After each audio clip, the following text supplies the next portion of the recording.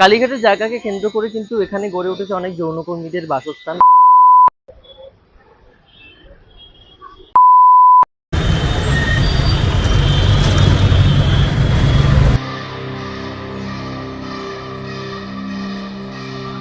Welcome back to my channel. আশা করি সবাই ভালো আছো, সুস্থ আছো।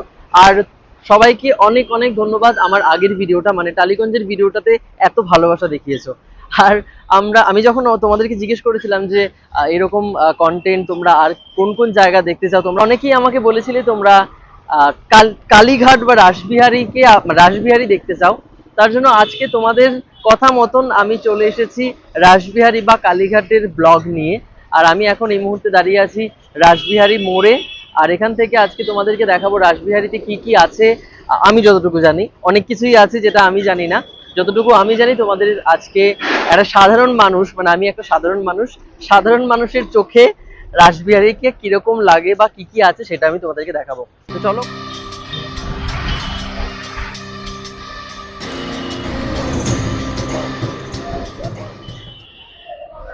সো তোমরা কালীঘাটে যখন আসবে মেট্রো স্টেশন 1 নম্বর, যদি মেট্রো করে আসো তাহলে মেট্রো গেটের 1 নম্বরে নামতে হবে। আর সেখানে নামলে তোমরা খুব তাড়াতাড়ি কালীঘাটের মন্দিরের একদম কাছের দরজা দিয়েই বেরোতে পারবে।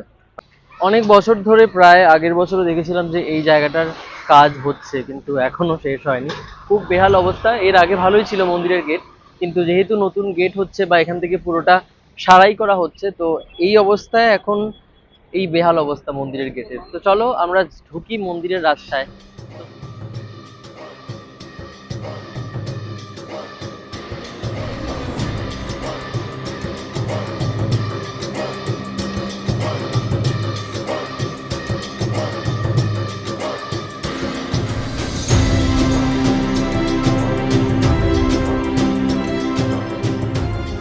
বলে যে যদি কেউ ধামে আসে, ধাম থেকে মানে আপনার গোপাল ঠাকুর বা কোনো মূর্তি যদি কেনা হয় তাহলে ধাম থেকে কেনাই ভালো।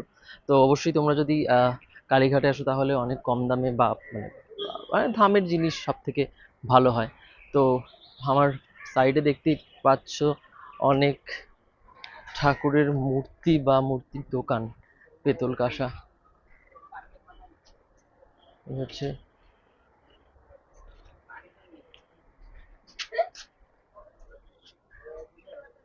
আপনার দোকান তো। আচ্ছা, একটুখানি জিজ্ঞেস করার ছিল যে এই যে গোপালগুলো মানে এই এই সাইজের গোপালগুলো কত দাম কি আছে? কেজি না, কেজিতে কত মোটামুটি? 1000 টাকা কিলো। আচ্ছা। তো 1000 টাকার মানে কিলো, 1000 টাকা কিলো হিসাবে বিক্রি হয়। এবার এবার আপনাদের এটা হচ্ছে ট্যালেন্টের উপরে যে কার দোকানে গিয়ে কতভাবে কিভাবে মানে বার্গেনিং করে বা দাম কমিয়ে, সেটা তো আপনাদের ট্যালেন্ট, একদমই তাই। মন্দিরে যদি পুজো দিতে চান তাহলে সকাল মানে ভোর 4টে থেকে 2টো পর্যন্ত খোলা থাকে মন্দির। তারপর আবার বিকেল 4টে থেকে 2টো থেকে 4টে পর্যন্ত মা ঘুমান।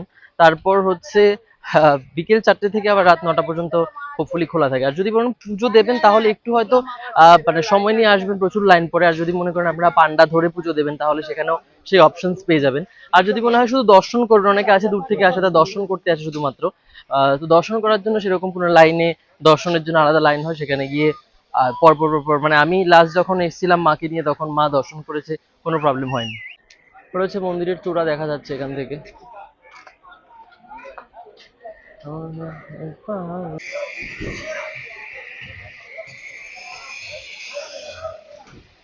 মানে এখন থেকেই যা ভিড় এখানটায়, আমি আর ভেতরে যাওয়ার সাহস করিনি, কারণ আমি এসছিলাম তো কাছেই আছে, যখন ইচ্ছা দেখতে পারবো, তার জন্য আমি আর ভেতরে ঢুকিনি। কারণ কারণ ফার্স্ট কথা, ভেতরে গেলে আমাকে শুট করতে দেবে না। তো এই হচ্ছে কালীঘাটের এই রাস্তাটার অবস্থা এখন।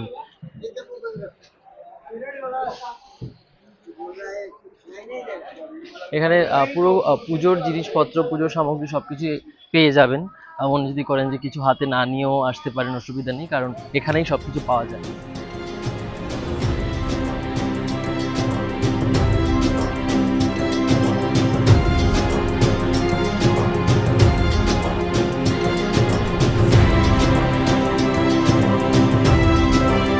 কথায় আছে, যদি কারোর জায়গা কোথাও না হয় তাহলে একমাত্র ভগবানের কাছে, ভগবানের পায়ের সামনে তাদের জায়গা হয়।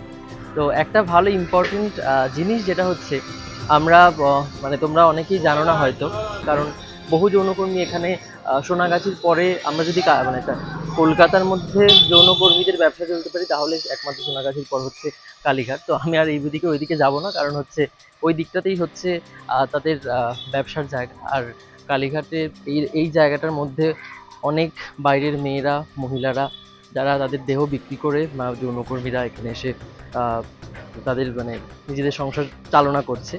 তো এই মুহূর্তে আমি ওই জায়গাটার মধ্যেই আছি, তার জন্য আমি পেছন দিকে যাইনি, কারণ হতে পারে ওদের অকওয়ার্ড ফিল হতে পারে আমি ক্যামেরা চালিয়ে যখন শ্যুট করব, তার জন্য আর যাইনি আমি। তো চলো কালীঘাট থেকে এখন বেরোবো, কারণ কালীঘাটের এই চত্বরটার অবস্থা খুব বাজে, কারণ এতটাই কাজ চলছে জোর কদমে, তার জন্য কিছু করার নেই। সো রাসবিহারী ব্লগের আজকের ফার্স্ট আমাদের কালীঘাট ট্যুর হয়ে গেছে, মানে কালীঘাট যতটুকু আমি ট্যুর করাতে পেরেছি, কারণ রাসবিহারী নিয়ে মানে ভিডিও হচ্ছে, সেখানে মায়ের মন্দির আগে থাকবে না সেটা তো হতেই পারে না। তো তার জন্য এখন আমরা যাচ্ছি সেকেন্ড ডেস্টিনেশন, আমি নিজেও জানি না কোথায় যাব, কারণ আমি অতটা স্টাডি করে আসিনি আজকে। আর ব্যাপারটা হচ্ছে যে কি একটা বলছিলাম ভুলে গেলাম। সত্যি আমি এইদিকে লোকজন দেখতে দেখতে, এই ভাঙা রাস্তা দেখতে দেখতে আমি কি বলছিলাম ভুলে গেছি। আমি হাঁটতে হাঁটতে এখন রাসবিহারীর মোড়ের ওখানে আবার চলে এসেছি, আর আমি এখন যাচ্ছি গড়িয়াহাটের অটো যেখানে ছাড়ে, মানে গড়িয়াহাট যাবো না আমি আজকে, গড়িয়াহাটের জন্য আলাদা আলাদা ব্লগ আসছে। তো গড়িয়াহাট আমি যাবো না, গড়িয়াহাটের অটো যেখানে থাকে ছাড়ে ওখানে আমি দাঁড়িয়ে আছি। কিন্তু আমি যাচ্ছি একটু সামনের দিকে, কারণ আমি যখন প্রথম কলকাতায় আসি ম্যাক্সিমাম সময়টা আমার রাসবিহারীতেই কেটেছে, কারণ রাসবিহারী, লেক মার্কেট, লেক মল, কারণ আমি প্রথম ওয়ার্কশপ যেখানে শুরু করেছিলাম, মানে 14 ঘাটের জল খেয়ে তো আজকে ইন্ডাস্ট্রিতে কাজ করছি। তো প্রথম যে ঘাটে আমি গিয়েছিলাম সেই ঘাটটা ছিল রাসবিহারী মোড়ের ওখানে আর কি, মানে রাসবিহারীতেই। তো আমাকে লেক মলের পাশ দিয়ে যেতে হতো, কোথায় যেতে হতো সেটা বলবো না। তো যদি ভালো বিশ্বস্ত জায়গা হতো অবশ্যই বলতাম, কিন্তু অবশ্যই সেটা বিশ্বস্ত জায়গা নয়, তার জন্য বলবো না। তো আমি তার জন্য একটুখানি মানে ম্যাক্সিমাম সময়টা লেক মলের সামনেটায় বসে থাকতাম, যেহেতু লেক মলটা দরজাটা খুললেই এসির হাওয়া আসতো, তোমাদেরকে দেখাচ্ছি। তো সেখানে আমি বসে থাকতাম। আর হচ্ছে লেক মার্কেট, লেক মার্কেটের রাস্তা দিয়ে আমার প্রচন্ড যেতে ভালো লাগে একটাই কারণে, সেখানে রাস্তাটার দুপাশে এত মশলার গন্ধ, মারোয়ারি বা মারোয়ারিদের মশলার দোকান আছে। তো সেই দোকানের পাশ দিয়ে গেলেই মশলার একটা অদ্ভুত সুন্দর গন্ধ, সেই গন্ধটা আমার খুব ভালো লাগতো, তার জন্য আমি লেক মলের নিচটায় আছি। কিন্তু লেক মলে যাওয়ার আগে তোমাদের একটা ভালো জায়গায় আমি নিয়ে যাই, মানে তোমরা যারা কলকাতায় আসবে বা কলেজে পড়ো, কলকাতার মধ্যে আছো কলেজে পড়ো, রাসবিহারী চত্বরে বা আসবে, বা এরকম এখন তো অনেক ক্যাফে হয়ে গেছে, একটা পুরনো রেস্টুরেন্ট আমি দেখাতে চলেছি। কিন্তু ওটা হচ্ছে তোমাদের কিন্তু পকেটে বাজেটের মধ্যে মানে আমি হাঁটতে পারছি না, তোমাদের বাজেটের মধ্যে কিছু খেতে চাও বা বাজেট পকেটে সেরকম কিছু একটা নেই, গার্লফ্রেন্ডকে খাওয়াতে হবে বা বন্ধুরা খেতে পারো, সেখানে খুব কম দামে ভালো খাবার দাবারের একটা জায়গা, সেটা আমি প্রচন্ড ভাবে এসেছি। আমি কিছুদিন আগেও সেখানে আমি এসেছিলাম, এসে খাওয়া দাওয়া করে গেছি। চলো দেখাই। আমি যখন কলেজে পড়তাম ম্যাক্সিমাম এখানেই এসে খেতাম, কারণ আমার মনে হয় এটাই কলেজ পড়ুয়াদের জন্য পকেট মানি বাঁচিয়ে যে মানে রেস্টুরেন্ট বা আমরা ঘোরাঘুরি যেটা করি, এটা হচ্ছে একদম আইডিয়াল জায়গা। চল লেক মলের, তুমি লেক মলে দাঁড়িয়ে আছো, লেক মলের সামনেটা মুখোমুখি দাঁড়িয়ে আছো, লেক মলের বাদিক দিয়ে ঘেসেই হচ্ছে একটা গলি ঢুকে গেছে, সেই গলিতে একটুখানি হেঁটেই একদম দেখতে পাবে, একদম ওই দূরে দেখতে পাবে the Tandoor House. The Tandoor House নয়, তান্দুর হাউস, হ্যাঁ দা নেই, শুধু তান্দুর হাউস। তো আমি তান্দুর হাউসের ওখানটাতেই যাচ্ছি। আমার মনে হচ্ছে একটু খেতে ইচ্ছে করছে, কিন্তু খাওয়া যাবে না। তান্দুর হাউসের গেট। বলতে বলতেই বললাম না, কলেজ পড়ুয়াদের জন্য বিশ্বস্ত জায়গা, আইডিয়াল জায়গা, এই হচ্ছে সেই আইডিয়াল জায়গা। কারণ আমি প্রচুরভাবে খেয়েছি এই জায়গা, তার জন্য যখন এই জায়গাটায় আসি না, মানে এর অবদান আমি কোনোদিনও ভুলতে পারি না।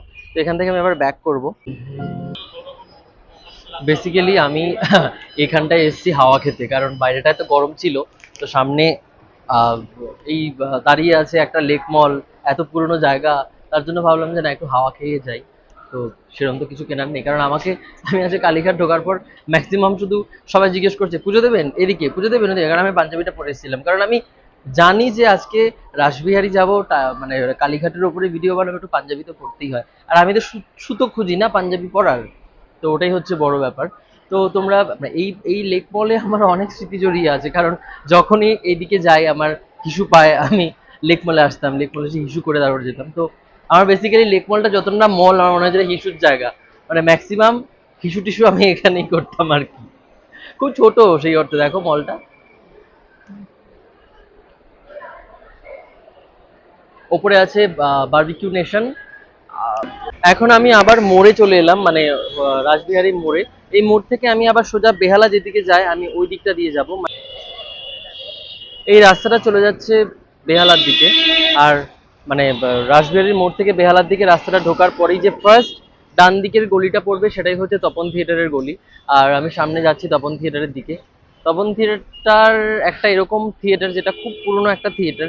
সেই থিয়েটারে আমিও অনেক থিয়েটার করেছি, অনেক না আমি দুটো শো করেছি। আর কয়েকদিন আগে আমি আবার শো দেখতে এসেছিলাম তপন থিয়েটারে। তপন থিয়েটারে আমার মনে হয় যে রাসবিহারীর অনেকগুলো থিয়েটার আছে, একটা তপন থিয়েটার, একটা মুক্তাঙ্গন। মুক্তাঙ্গনে, মুক্তাঙ্গনটা পুরনো নাকি তপন থিয়েটারটা পুরনো আমি ঠিক বুঝতে পারছি না। মানে সময়কার একই সময়কার হবে হয়তো, কিন্তু তপন থিয়েটারটা একটু ভালো, মানে মুক্তাঙ্গনের স্পেসটা খুব কম, তপন থিয়েটারের স্পেসটা বেশি।